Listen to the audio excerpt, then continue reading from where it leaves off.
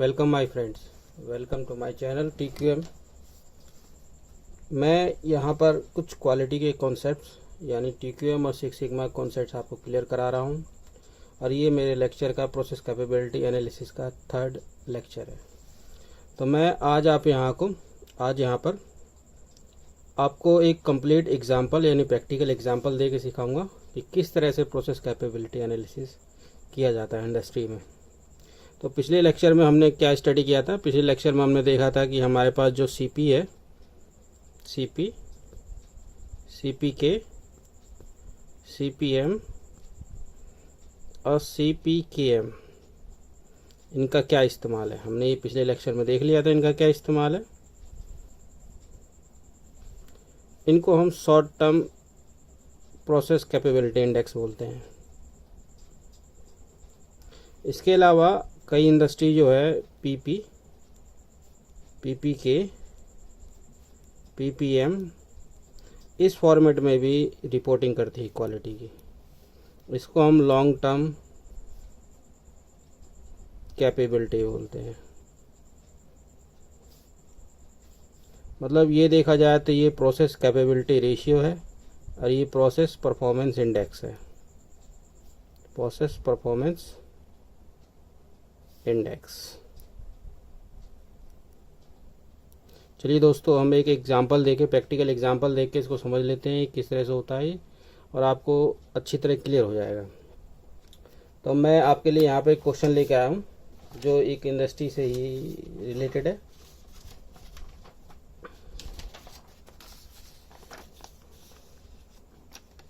आप देखिए दोस्तों, यहाँ पर आप देखेंगे ध्यान से कि ये जो है एक ग्लास कंटेनर स्ट्रेंथ का डेटा है जिसमें हमने यहाँ पर 20 सैंपल लिए हुए हैं और यहाँ पर हमने इसको 5-5 के सब ग्रुप में बांटा हुआ है और सैंपल जो लिए हैं वो आधे आधे घंटे के गैप पे लिए हैं। जैसे कि हमने पहला सैंपल लिया है जिसमें हमने 5 प्रोडक्ट लिए हैं। ये इसकी हमने स्ट्रेंथ रखी है 265, 205, 263, 307 और 220। ये हमने मेजर्ड किया है पहले में। उसी तरह हमने जो है दूसरा डेटा उठाया आधे घंटे बाद। ये हमारे पास ये डेटा है, हमने इसको PSI ग्लास कंटेनर स्ट्रेंथ है वो PSI मेजर किया है। आप देखेंगे इस तरह से हमारे पास जो है 20 डेटा अवेलेबल है। अब हम इससे हम सबसे पहले CPK,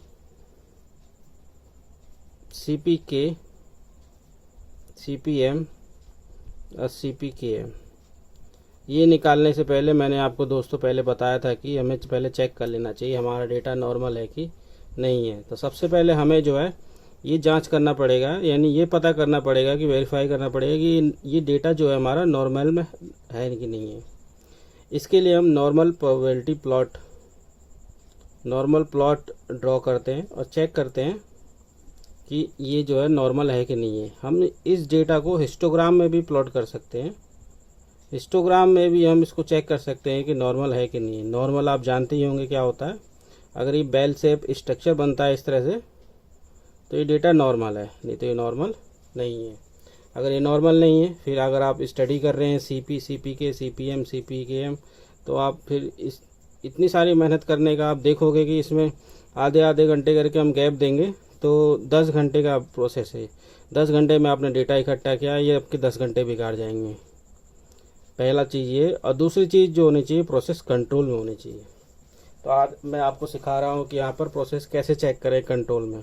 हम जो है X बार चार्ट और R चार्ट बना के चेक कर सकते हैं कि प्रोसेस कंट्रोल में है कि नहीं है, स्टैटिस्टिकल कंट्रोल में है कि नहीं है। तो चलो दोस्त फ्रेंड्स, हम इसको देखते हैं एक बार। तो हमने यहाँ पे क्या किया है, सबसे पहले हम X बार चार्ट और R चार्ट बनाने के लिए जो पहला वाला डेटा है जिसमें हमने ये 5 डेटा हैं, इनका हमने यहाँ पे मीन ले लिया है। मीन आपको पता ही होगा कैसे कैलकुलेट किया जाता है।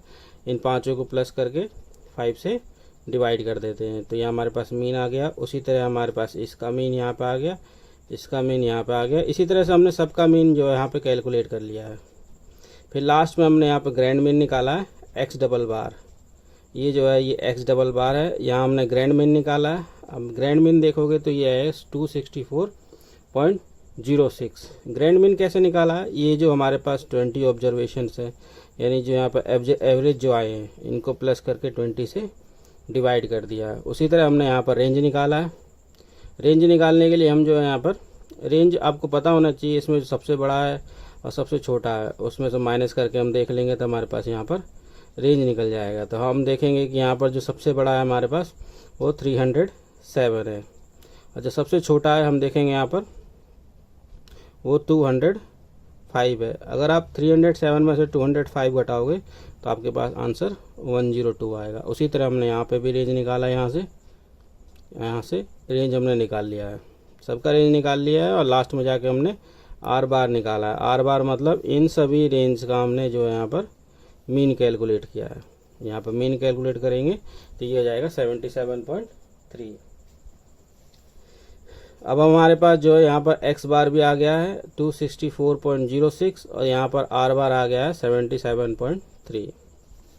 तो हम यहाँ पर एक डिटेल लिख लेते हैं जो हमारे पास आया यहाँ पर एक्स डबल बार, यानी यहाँ इसको हम ग्रैंड मीन बोलते हैं। अभी आपने देखना है इसे ग्रैंड मीन कैसे कैलकुलेट किया जाता है। ये हमारे पास आया था 264.06, और हमारे पास आर बार ये आया था 77.3। इससे हम एक्स बार चार्ट और आर बार चार्ट हम तैयार करेंगे, यानी आर चार्ट हम तैयार करेंगे। कैसे तैयार करते हैं, सबसे पहले हमें कुछ फॉर्मूले पता कर लेते हैं। एक्स बार चार्ट के लिए हमारे पास जो फॉर्मूला है वो है, इसे हम जो है इसे सेंट्रल लिमिट में रखेंगे, ये यानी ये हमारे पास जो है ये सेंट्रल लिमिट है। तो हम एक्स बार चार्ट के लिए हम जो है सेंट्रल लिमिट, हमारी जो सेंट्रल लिमिट होती है वो हमारे पास एक्स डबल बार ही होती है, यानी सेंट्रल लिमिट हमारी 264.06 ही रहेगी। अब हमें इसका जो अपर कंट्रोल लिमिट और लोअर कंट्रोल लिमिट निकालना है। तो अपर कंट्रोल लिमिट निकालने के लिए हम जो है एक्स बार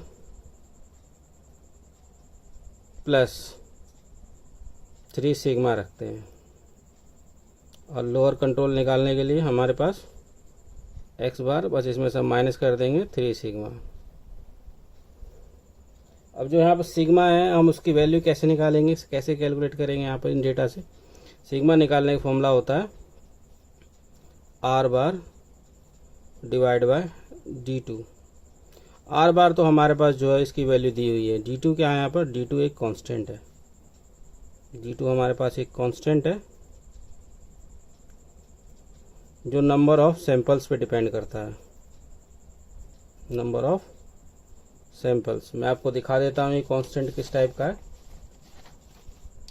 तो हमारे पास जो है एक्स बार के लिए ये नेट पे भी अवेलेबल है, आप यहाँ चाहें तो ऑनलाइन अपेंडिक्स निकाल सकते हैं। ये चार्ट फॉर रेंजेस लिखा हुआ है यहाँ पर। तो हमने देखा कि यहाँ पर हमने लिए थे टोटल 5 सैंपल्स, यानी 5 के हिसाब से मेरे पास जो D2 की वैल्यू हो जाएगी वो हो जाएगी 2.326। तो हमारे पास यहाँ पर 5 सैंपल हैं और D2 की वैल्यू हो जाएगी 2.326। तो हम यहाँ पर जो है D2 की वैल्यू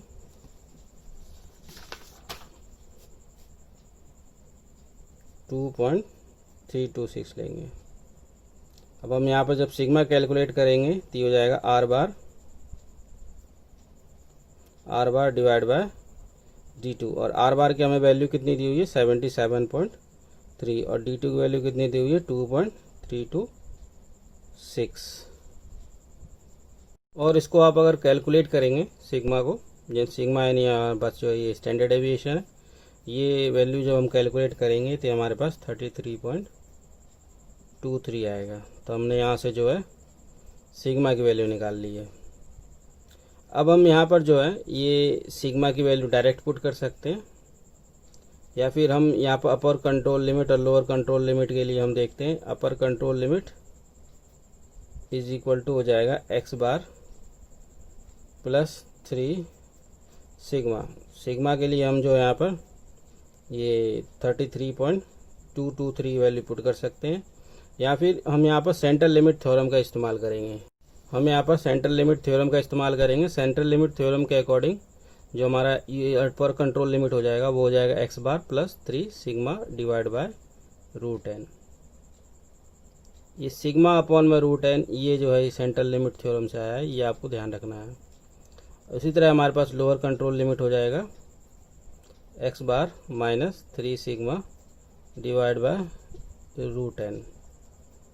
अगर हम यहाँ पर सिग्मा की वैल्यू पुट करें, यानी सिग्मा की value are bar divide by D2 अगर वैल्यू पुट करेंगे दोनों जगह, तो यहाँ पर अपर कंट्रोल लिमिट जो है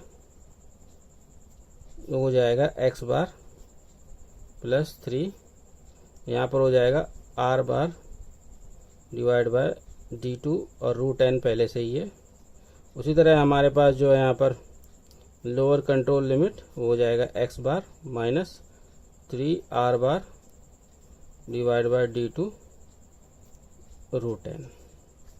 अगर आप ध्यान से देखेंगे तो हमारे पास जो 3 वैल्यू है ये भी कांस्टेंट है, D2 ये तो कांस्टेंट है, ये सेम नंबर ऑफ सैंपल्स पे डिपेंड करता है, और n भी नंबर ऑफ सैंपल्स है, यानी ये पूरी क्वांटिटी जो है वो कांस्टेंट है, यानी 3 डिवाइड बाय D2 इंटू में रूट एन।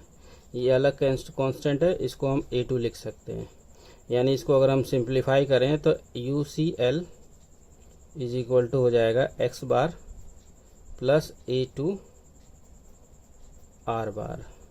उसी तरह लोअर कंट्रोल लिमिट जो है x bar minus A2 are बार। हम दोस्तों इसी फॉर्मूले का इस्तेमाल करेंगे। एक्स बार चार्ट निकालने के लिए हम जो है मैं जो फिलहाल जो है इसी फॉर्मूले का इस्तेमाल करूँगा। आप चाहो तो यहाँ पर डायरेक्ट सिग्मा की वैल्यू पुट करके भी निकाल सकते हैं, आंसर आपका जो है उतना ही आएगा। तो फिलहाल मैं इस वाले फॉर्मूले का इस्तेमाल करना पसंद करूँगा। तो देखते हैं इसी फॉर्मूले के इस्तेमाल करने पर हमारे पास अपर कंट्रोल लिमिट और लोअर कंट्रोल लिमिट कितनी आती है। तो अब अगर हम अपर कंट्रोल लिमिट कैलकुलेट करेंगे तो हमारे पास एक्स बार यानी हमारे पास एवरेज आया था 264.06 माइनस E2 कहाँ से कैलकुलेट करेंगे? E2 वही अपेंडिक्स है जो मैंने थोड़ी देर पहले आपको दिखाया था, एक बार और दिखा देता हूँ मैं आपको। ये देखिए हमारे पास जो है ये चार्ट फॉर द एवरेजेस है, और ये जो है हमारे पास चार्ट कंट्रोल कांस्टेंट्स हैं।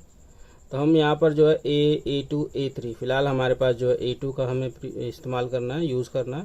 तो A2 जो है 5 सैंपल के लिए हमारे पास, ध्यान से देखिए 0.577 है, तो हम यहाँ पर जो है 0.577 इस्तेमाल करेंगे। ये हो जाएगा हमारे पास 0.577 इंटू में आर बार की वैल्यू हमको पता ही है कितनी है, 77.3। उसी तरह हमारे पास हम इसे कैलकुलेट करेंगे तो ये हमारे पास आ जाएगा 308.66। उसी तरह लोअर कंट्रोल लिमिट हमारे पास एक्स बार यानी 264.06 माइनस करेंगे सिंपल। अपर कंट्रोल लिमिट में हम प्लस करते हैं, इसमें हम माइनस करेंगे, माइनस 0.577 इंटू 77.3। इसको आप कैलकुलेट करेंगे तो आपका आ जाएगा 209.46। देखा दोस्तों आपने जो है यहाँ पर अपर कंट्रोल लिमिट और लोअर कंट्रोल लिमिट हमने कैलकुलेट कर लिया। अब हम जो है आर चार्ट के लिए हम कैलकुलेशंस करेंगे। आर चार्ट अभी थोड़ी देर पहले हमने देखा था कि हमारे पास जो आर बार था वो था 77.3। ये हमारे पास आर चार्ट का सेंट्रल लिमिट है। इसका भी हम जो है UCL यानी अपर कंट्रोल लिमिट और लोअर कंट्रोल लिमिट निकालेंगे। इसमें भी वही फॉर्मूला लगाएंगे हम, आर बार प्लस 3 सिग्मा। यहाँ पर जो है हम अब सेंट्रल लिमिट थ्योरम का इस्तेमाल करेंगे, इसलिए हम सिग्मा अपॉन में रूट एन कर देंगे। ये हो जाएगा R bar minus 3 sigma divide by root N. अब हम यहाँ पर सिग्मा की वैल्यू हमें पता ही है कि are bar divide by D2 है। अब यहाँ पे इसकी वैल्यू पुट करते हैं तो अपर कंट्रोल लिमिट हमारे पास हो जाएगी UCL are bar plus 3 sigma की वैल्यू हम are bar divide by D2 और रूट एन हमारे साथ है ये, और लोअर कंट्रोल लिमिट हो जाएगी R bar minus 3 R bar D2 root N. इस वाले इक्वेशंस में से आर बार हम कॉमन ले लेते हैं। आर बार अगर हम कॉमन लेंगे तो हमारे पास यहाँ पर 1 आ जाएगा और ये आ जाएगा 3 divide by D2 root N. अब आप देखेंगे कि ये पूरी की पूरी क्वांटिटी जो है कांस्टेंट है, तो इस पूरी क्वांटिटी को हम जो है इस वाली क्वांटिटी को हम इसको D4 मान लेंगे। D4 मान के चलते हैं, क्योंकि हमारे पास स्टैंडर्ड कॉन्स्टेंट्स है उसमें इसको D4 लेके चल रहे हैं। और नीचे वाले इक्वेशंस में भी आर बार अगर हम कॉमन लें तो ये हो जाएगा हमारे पास 1 - 3 डिवाइड बाय D2√n। और इस वाली पूरी क्वांटिटी को हम जो है D3 लेके चलेंगे, तो हमारे पास जो अपर कंट्रोल लिमिट वो हो जाएगा D4R, और लोअर कंट्रोल लिमिट हो जाएगा वो हो जाएगा D3R बार। यहाँ से हम इस फॉर्मूले का इस्तेमाल करेंगे X bar chart R chart के लिए। तो हम कैलकुलेट कर लेते हैं दोस्तों, और इसके लिए भी मैं आपको स्टैंडर्ड्स दिखा देता हूँ कि ये हमारे पास यही जो हम थोड़ी देर पहले मैंने आपको दिखाया था कि हमारे पास जो है D2, D3 और D4 चार्ट यहाँ पर अवेलेबल है। ये हमारे पास जो है रेंजेस के लिए। तो हम पहले देखा था कि हमारे पास 5 सैंपल्स थे। 5 सैंपल्स के लिए हम देखेंगे तो D3 हमारे पास 0 है और D4 जो है 2.114 है। तो हम यहाँ पर D4 जो है 2.114 रखेंगे और D3 0 रखेंगे। तो हमारे पास जो D4 जो है वो 2.114 है और D3 जो है वो 0 है। हम यहाँ से अपर कंट्रोल लिमिट चेक कर लेते हैं। अपर कंट्रोल लिमिट अगर हम कैलकुलेट करेंगे तो हो जाएगा 2.115 इंटू 77.3। ये आपका D4 की वैल्यू है। यहाँ पर 5 राउंड ऑफ कर देते हैं और यहाँ पर जो है 77.3। अगर इसको हम कैलकुलेट करेंगे तो 163.49 आएगा। और लोअर कंट्रोल लिमिट यहाँ 0 है तो सीधी सी बात है 0 ही आएगा। 77.3 इक्वल टू 0। अब इसका जो है हम चार्ट बनाएंगे, एक्स बार चार्ट और आर बार चार्ट। तो इसको कैसे बनाया जाता है एक्सेल में और मिनी टैब में, मैं इसमें आने वाले लेक्चर्स में मैं आपको एक्सेल में भी बना के दिखाऊंगा इसको। और मिनी टैब का आजकल बहुत ज़्यादा इस्तेमाल किया जाता है, क्योंकि इतनी ज़्यादा कैलकुलेशंस करने में टाइम बहुत ज़्यादा लगता है। तो हम इसको एक्सेल्स में और मिनी टैब में बनाना सीखेंगे। तो फिलहाल अब मैं आपको दिखा रहा हूँ, मैंने ये पहले से ही रखा हुआ है। तो आप देखेंगे कि यहाँ पर जो है एक्स बार चार्ट है। तो एक्स बार चार्ट जो नंबर ऑफ सैंपल्स हैं ये आपके जो है अपर कंट्रोल लिमिट है, ये वाली जो है आपकी लोअर कंट्रोल लिमिट है। और सारा डेटा जो है आपका अपर कंट्रोल लिमिट और लोअर कंट्रोल लिमिट में ही है। कोई भी जो डेटा है पॉइंट्स हैं वो भी आउट ऑफ कंट्रोल नहीं है। उसी तरह आपका रेंज जो है वो भी अपर कंट्रोल लिमिट और लोअर कंट्रोल लिमिट में है। तो ये आपका आर चार्ट है और ये आपका जो है एक्स बार चार्ट है। तो यहाँ से हमें क्या पता चल गया, यहाँ से हमें पता चल गया कि ये प्रोसेस जो है हमारे पास, हमने जो डेटा लिया था ये एक कंट्रोल में है। अब हम यहाँ से हम सीपी कैलकुलेट कर सकते हैं। तो दोस्तों पहली कंडीशंस हमारी जो है फुलफिल हो गई कि प्रोसेस कंट्रोल में होनी चाहिए, तो प्रोसेस कंट्रोल में है। लेकिन जो पहली वाली कंडीशंस थी जो नॉर्मलिटी वाली, उसे मैंने आपको चेक करके नहीं दिखाया है। आने वाले उसमें जब मैं इसमें मिनी टैब में और एक्सेल में कराऊंगा तो आपको नॉर्मलिटी भी चेक करके दिखाऊंगा। चलिए फ्रेंड्स, हमने देख लिया कि एक्स बार चार्ट और आर बार चार्ट कैसे तैयार होता है। अब इस पर हम CPK और CPM कैलकुलेट कर लेते हैं। तो चलिए हमें पता चल गया कि प्रोसेस जो है कंट्रोल में है। अब हम इसका CP और CPK कैलकुलेट कर लेते हैं। हमारे पास जो प्रोडक्ट था यानी जो कंटेनर की स्ट्रेंथ थी उसकी जो स्पेसिफिकेशन थी वो दी हुई थी 270 ± 70 PSI। यानी हमारे पास जो अपर स्पेसिफिकेशन लिमिट थी वो थी 340 PSI और लोअर स्पेसिफिकेशन लिमिट थी वो थी 200 PSI। अब हम यहाँ से CP निकालेंगे। CP निकालने के लिए फॉर्मूला हम पहले ही सीख चुके हैं, अपर स्पेसिफिकेशन लिमिट माइनस में lower specification limit divide by 6 sigma. जिसको CP का कॉन्सेप्ट क्लियर ना हो वो मेरा पिछला वीडियो देख सकता है। तो अपर स्पेसिफिकेशन लिमिट यानी 340 माइनस में 200 डिवाइड बाय 6 सिग्मा। सिग्मा हमने थोड़ी देर पहले कैलकुलेट किया था, हमारे पास जो सिग्मा आया था वो आया था 33.23। और सिग्मा कैसे कैलकुलेट किया था हमने वो भी देखा था। सिग्मा इज इक्वल टू था are bar divide by D2। अगर हम इसको कैलकुलेट करेंगे तो ये हमारे पास आएगा 0.9 7। अब हम CPK कैलकुलेट कर लेते हैं। CPK कैलकुलेट करने के लिए हमने फॉर्मूला मैंने पहले बता दिया था आपको। तो ये होता है USL minus mean divide by 3 sigma, mean minus में LSL डिवाइड बाय 3 सिग्मा। इन दोनों का जो सबसे मिनिमम होता है वो हम यहाँ पर CPK के फॉर्म में लेते हैं। तो अगर हम इसको कैलकुलेट करें तो ये हो जाएगा 340 अपर स्पेसिफिकेशन लिमिट माइनस में मीन हमने कैलकुलेट किया था, तो हो जाएगा 264.06 डिवाइड बाय 3 सिग्मा। सिग्मा की वैल्यू जो है 33.23। उसी तरह हमारे पास मीन यानी 264.06 और लोअर स्पेसिफिकेशन लिमिट आपको पता ही है, और इंटू में 3 इंटू में सिग्मा 33.23। अगर इसको हम कैलकुलेट करेंगे तो आएगा 0.76 और ये हो जाएगा 0.64। तो इसमें सबसे मिनिमम क्या है हमारे पास? सबसे मिनिमम ये है 0.64। दोस्तों ये जो है CPK भी बहुत लो है, CP भी बहुत लो है इसका, और CPK भी बहुत लो है। यानी ये जो प्रोसेस है बहुत ही पुअर है। जो कंटेनर जो स्ट्रेंथ, ग्लास के कंटेनर की जो स्ट्रेंथ होनी चाहिए सेफ्टी स्टैंडर्ड के हिसाब से जो है इसकी बहुत पुअर है। तो क्या किया जाए, इसमें जो है प्रॉब्लम कहाँ पर है? क्या ऑपरेटर जो है मशीन को चला नहीं पा रहा है? दोस्तों जैसा कि हमने देखा था कि प्रोसेस जो है कंट्रोल में, प्रोसेस कंट्रोल में है, तो इसमें किसी ज़्यादा ऑपरेटर जो है कुछ नहीं कर सकता। इसमें जो है इंजीनियरिंग और मैनेजमेंट दोनों का इंटरवेंशन जो है बहुत ज़रूरी है।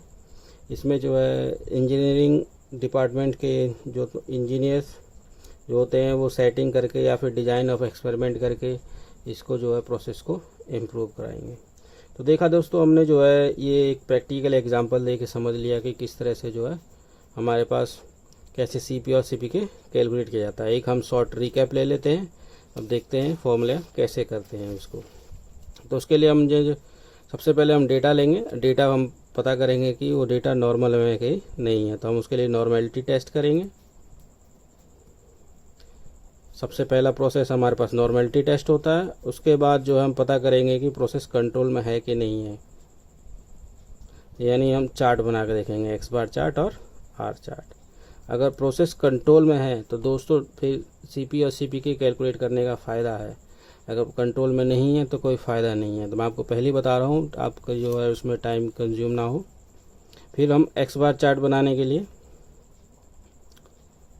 बनाने के लिए जो अपर कंट्रोल लिमिट और लोअर कंट्रोल लिमिट है उसके लिए हम फॉर्मूला लगाएंगे। तो अपर कंट्रोल लिमिट हो जाएगा हमारा X बार प्लस A2 R बार, और लोअर कंट्रोल लिमिट में बस हमें माइनस लगा देंगे, X बार माइनस A2 R बार। बस हम यही फॉर्मूला ध्यान रखेंगे। A2 हम कांस्टेंट है, ये हम अपेंडिक्स से उठा लेंगे, इंटरनेट पे अवेलेबल है, आप देख सकते हैं इसे। इसके अलावा हमारे पास जो है R चार्ट के लिए अपर कंट्रोल लिमिट हो जाएगा, वो हो जाएगा D4 R बार, और लोअर कंट्रोल लिमिट हो जाएगा वो D3 R बार। अगले लेक्चर में दोस्तों मैं आपको जो है यही चीज़ एक्सेल में करके दिखाऊंगा और मिनीटैब में करके दिखाऊंगा। तो दोस्तों अगर ये वीडियो बढ़िया लगे हो तो इसको लाइक करें, सब्सक्राइब करें, और मेरे को कमेंट में ज़रूर बताएं कि आपको जो है इसमें क्या बढ़िया नहीं लगा और क्या बढ़िया लगा। आपका जो एक कमेंट है मेरे लिए जो है वो बहुत ही मायने रखता है। Okay friends, thank you.